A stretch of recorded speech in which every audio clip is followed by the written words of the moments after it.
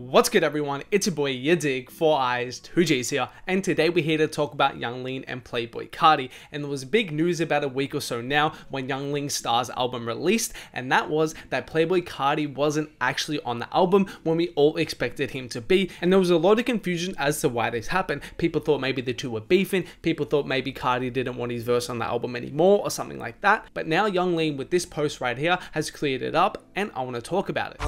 She wanna act like a brand new bitch, okay? Shawty don't call. Just got high, I ain't spend enough time up yet, baby. I'm off drugs, but you still making me upset, baby. I don't really think you on my side, so I don't know what's next, baby. So I stole my heart and I want it back, you're the number one suspect, baby. I'm on the block with a brand new gang and it ain't even bust yet, baby. I'm getting rich off red niggas think I ain't even made a buck yet, baby. So just a quick history lesson in case you guys weren't aware, Young Lean was gearing up to release his album Starz, but before it officially released, we saw basically the entire album leaked, and part of those leaks was this song right here, Yayo featuring Playboi Carti. Obviously based off this, a lot of people assumed that Carti was going to be on the official album. However, when the album actually dropped, Yayo wasn't featuring Playboi Carti anymore, and Carti's verse had been removed, which as I said, led to a lot of speculation why. Then this leads us to this Instagram post right here. The most important part of this is where he's kind of thanking people, and he says right here, Carti. It was his label that removed his verse cause politics, not me or him. Now for as much information that gives us in terms of it being the label, really that doesn't give us any solid concrete information in terms of why.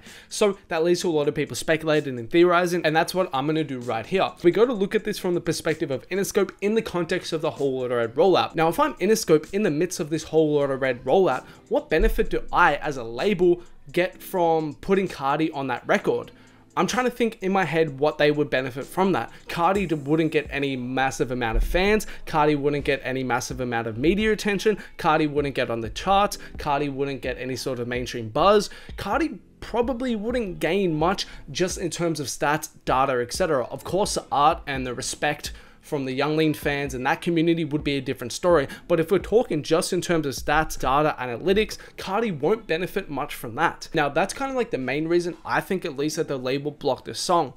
Now also important to consider is the fact that A Whole Lotta Red isn't dropping anytime soon. It's not like the album's dropping in a week or 2 weeks or 3 weeks or anything like that. At this point it's evident that it's a month or 2 months away at least. So also tying in that, if Carti just dropped At Me Pain as kind of like the Kickstarter of the rollout, what does the Young Lean feature add to the rollout in terms of optics, in terms of fans right now in the position that Carti is in? There isn't really much it would. Now this is definitely not the first time that a label has blocked a song. This happens all the time behind the scenes, but rarely as fans do we actually get to know about it. But another instance of us actually finding out is when Lil Uzi Vert's feature on Bad Habits got blocked by DJ Drama. If you guys remember here, basically Nav took to Instagram and just talked about what happened. We're almost exactly the same as this Young Lean and Carti situation. The songs were basically finished. Nav actually had the Uzi verse, but he said, unfortunately, DJ Drama and Don Cannon won't clear his verse legally. I used to be a big fan of them, etc, etc. He says it's all about the money, but in that case, you guys got to equate Eternal Take to A Whole Lotta Red. At that point in March 2019, just in the context of Uzi and Nav and Eternal Take they knew wasn't coming out anytime soon. So again, what would a Nav feature really do for Uzi in terms of building the buzz for Eternal Take or anything like that? Now in this case, instead of Nav, who's actually quite a big artist, it's Young Lean, who is definitely a smaller artist on the underground level. So again, what would a Young Lean placement really do for Carti?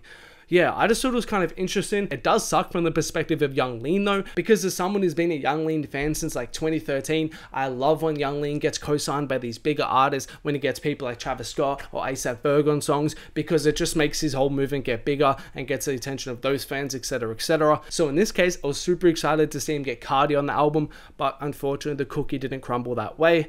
But it is what it is. Let me know what you guys think about this in the comments below. Before we finish this video, guys, I want to give a couple quick shout outs from the Instagram. Shout out to Chef Carlos.ss. Thank you for following me, G. And shout out to RyGuy_Simmons. Thank you guys for both following me over on my Instagram. If you guys don't follow your boy at yadiiiigg, make sure to. You guys know what to do. Also, if you haven't, like, subscribe, turn on notifications, all that good YouTube stuff. And there are more videos of mine on screen right now. Make sure to check them out if you haven't.